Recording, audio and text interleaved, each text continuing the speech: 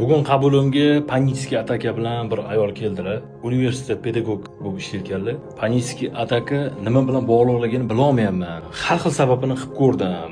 Nevropatologga murojaat qildim. Antidepressantlar, merolaksantlar ichdim. Kerak bo'lgan hamma muolajani oldim. Massaj ham olib ko'rdim.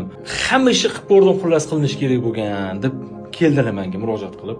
Men ularni triggerlariga tekshirganimda lopatkani orasida mefastalniy bolевой sindrom turgan ekan. Bu bitta sabablardan biri bo'lishi mumkin panический atakani. Sababi nafas olishga inson qiynalganida, kislorod bo'lmaganda odamda vohma holatlar kuzatilishi mumkin. Ikkita lopatkani o'rtasida mefastalniy bolевой sindromlar juda ham qattiq inson psixikasiga ta'sir qiladi va ularda трапециевидный mышцani aynan bir tomonida, chap tomonida juda kuchli trigger turganini bildim va shu chap tomoni tortishib bo'ynim bilan uyushib og'riyapti. Aynan og'riq bilan murojaat qilyapman deb menga keldilar. Kattakon iltimos, mefastalniy bolевой sindrom har bir muammolarni sababi bo'lishi mumkin.